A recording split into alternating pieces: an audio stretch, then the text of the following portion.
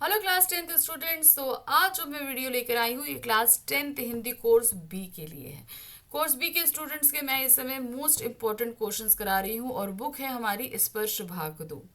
स्पर्श भाग 2 के काव्यखंड का अध्याय है तोप। एक तोप जो 1857 की क्रांति को शांत करने के लिए अंग्रेजों द्वारा चलाई थी, उसके माध्यम से वीरेंद्र डंगवाल जी ने यहाँ बहुत बड़ी बात हमको समझाने का प्रयत्न किया है कि चाहे जितना ही दबंग या शक्तिशाली व्यक्ति क्यों ना हो, एक समय ऐसा आता है कि जब उसे शांत होना पड़ता है। तो ये कविता हमने पढ़ी और बहुत सारी चीज़ों को सीखा भी। तो चलिए इसी कविता पर आधारित कुछ मोस्ट इम्पॉर्टेंट क्वेश्चंस हो जाएं जो इस कविता पर लिखे गए। तो कविता तो मुश्किल नहीं थी, लेकिन क्वेश्चंस बहुत सारे बनते हैं। तो कुछ तो हम कर चुके हैं जो हमारी बुक में दिए थे, अब कुछ लेकर आई हूँ जो इस कविता से तो संबंधित है लेकिन हमने अभी तक किए नहीं, है ना। पहला प्रश्न है, तोप पाठ में वर्णित तोप कहाँ रखी गई है और उसको वहां किसने रखवाया है। तो तोप नामक पाठ में वर्णित तोप उस बाग के प्रवेश द्वार पर रखी गई है जिसे ईस्ट इंडिया कंपनी ने अपनाया था, यानी किसने बनाया था, उन्होंने बनवाया था। इसी बाग में ईस्ट इंडिया कंपनी ने 1857 के प्रथम स्वतंत्रता संग्राम के समय रखवाया ताकि वह भारतीयों का मनोबल कुचल सके। यानी कि ये रखी गई थी कहाँ, अंग्रेजों द्वारा बनाए गए कंपनी बाग के मुहाने पर, यानी कि उसके पार्क के एंट्रेंस पे।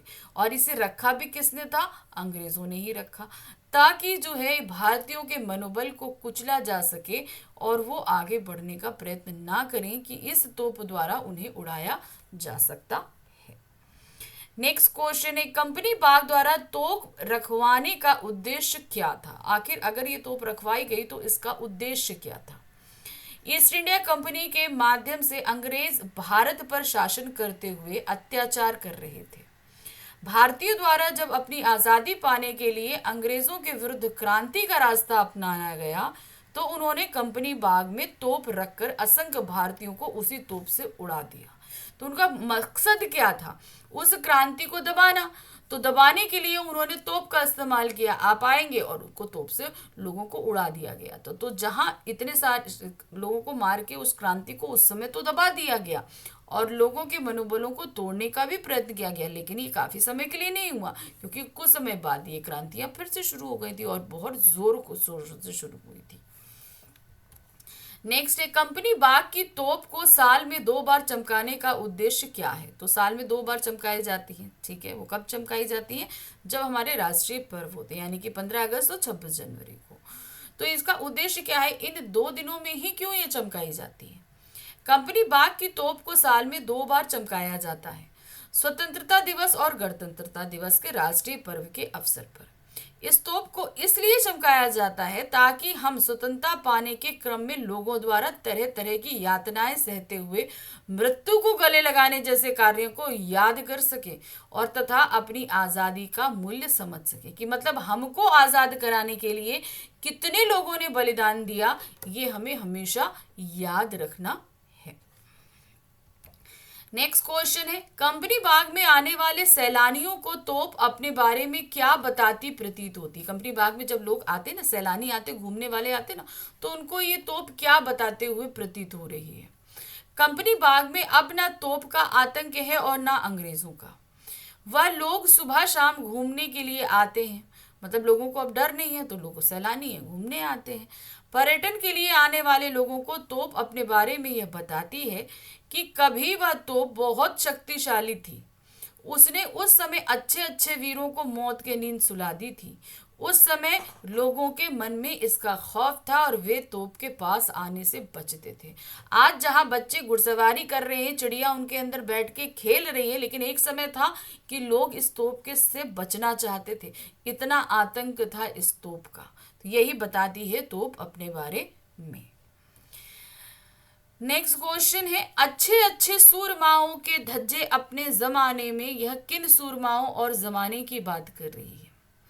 ये वो क्रांतिकारी हैं जिन्होंने सन 1857 की क्रांति की थी, उनके धज्जे उड़ाए थे और जमाना था सन 1857 की क्रांति का। तोप कविता में अच्छे अच्छे सूरमाओं और जमाने के माध्यम से उन भारतीय वीरों, स्वतंत्रता प्रेमियों और क्रांतिकारियों की बात की गई है जिन्होंने अंग्रेजों की गुलामी और अत्याचार का विरोध करते हुए बगावत कर दिया था। उन्होंने अंग्रेजों के साथ युद्ध किया। इसमें हजारों वीर मारे गए। जिन वीरों को अंग्रेजों ने बंदी बनाया था उन्हें तोपों से उड़ा दिया। कविता में प्रथम स्वतंत्रता संग्राम के समय सन 1857 और उसके आसपास की बात की गई है। अगला प्रश्न है, अंग्रेजी शासन काल और स्वतंत्रता के बाद कंपनी बाग की स्थिति में क्या बदलाव आया? यानी कि ये कंपनी बाग जो अंग्रेजों के समय था तब और आज यानी स्वतंत्रता के बाद इसमें क्या बदलाव हमें देखने को मिलता है। अंग्रेजी शासनकाल और स्वतंत्रता के बाद कंपनी बाग की दशा में बहुत बदलाव आया है। अंग्रेजों के समय कंपनी बाग में अंग्रेजों का आतंक छाया रहता था। अंग्रेजों ने अपने घूमने फिरने और ऐशो आराम के लिए बाग बनाया था, तो उसमें किसी भी भारतीय का प्रवेश वर्जित था। तो लोग अगर वहां मान ली कोई भारतीय चला बजाए तो उसे बहुत भयानक दंड दिया जाता था। तो वो खौफ था उन लोगों का। इस बाग के मुहाने पर रखी तोप गरज उठती थी।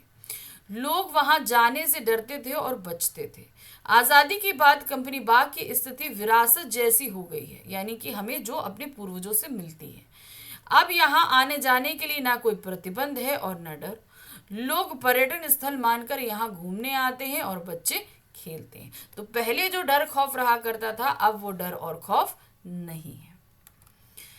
नेक्स्ट क्वेश्चन है, कवि तोप को बच्चों और चिड़ियों के खेलने की वस्तु मात्र बताता चाहता है। इस बहाने कवि क्या दर्शाना चाहता? मतलब ये तोप जो कवि इस जमाने में बहुत शक्तिशाली थी, लोग जिसको देखकर डरते थे, बड़े बड़े शूरमा, आज उस पर चिड़िया घूमती फिरती हैं, बच्चे उसको घुड़सवारी करते हैं। तो ये बताना चाहती हैं कि कभी शक्तिशाली जो इंसान रहा हो या जो कोई भी शक्तिशाली रहा हो, एक समय आता है कि उसकी वो शक्ति समाप्त हो चुकी होती है, उसका वो डर और खौफ समाप्त हो चुका होता है, उसे शांत होना पड़ता है।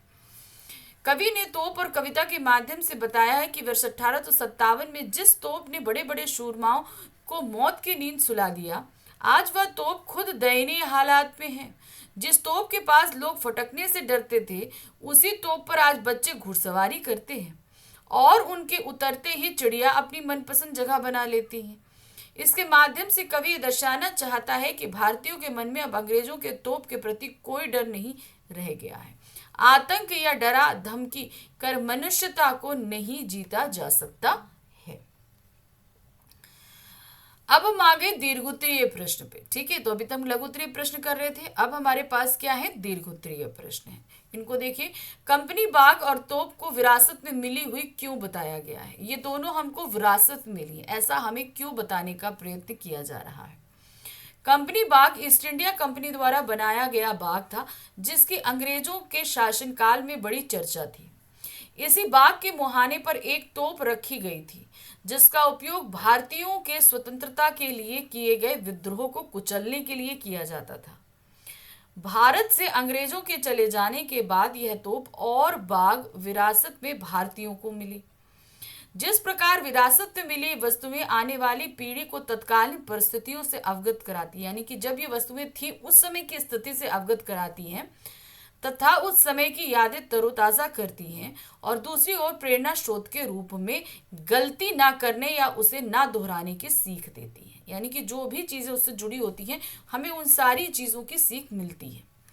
कंपनी बाग और तोप की विरासत के समान ही हमें अंग्रेजों के अत्याचार की याद दिलाती है, तो हमें अपनी स्वतंत्रता की रक्षा करने की प्रेरणा भी देती है। नेक्स्ट हमारा दीर्घोत्तरीय प्रश्न है, तोप कविता द्वारा कवि क्या संदेश देना चाहता है, स्पष्ट कीजिए। अब तोप कविता द्वारा कवि हमें क्या संदेश देना है, आखिर ये कविता उन्होंने मुझे हम लोगों को क्या बताने के लिए लिखी है। ठीक है, तोप कविता के माध्यम से कवि हमें कई संदेश देना चाहता है, जैसे हमें अपनी विरासतों की रक्षा करते हुए उनसे प्रेरणा लेनी चाहिए। इसके अलावा हमें अपनी शक्ति और धन का घमंड किए बिना सभी के साथ विनम्रतापूर्ण व्यवहार करना चाहिए। अपनी शक्ति से कभी भी दूसरों पर अत्याचार नहीं करना चाहिए, क्योंकि समय सदा एक सा नहीं रहता है। शक्ति के बल पर मानव को अधिक दिनों तक दबाया नहीं जा सकता। बुरे कार्यों में प्रयुक्त शक्ति का अंत करने के लिए लोगों को एकजुट होने और बलिदान देने के लिए तैयार रहने का संदेश देना चाहता है। तो कई चीजें उन्होंने इस कविता के माध्यम से हमें बताने और सिखाने का प्रयत्न किया है। और इसी कविता के साथ समाप्त हुआ हमारा ये अध्याय। अध्याय तो हमने समाप्त कर लिया, लेकिन अभी तो और अध्याय बाकी हैं। तो मिलेंगे अब हम अपने नेक्स्ट चैप्टर के साथ में और करेंगे उसके most important question. Thank you for watching. Bye bye.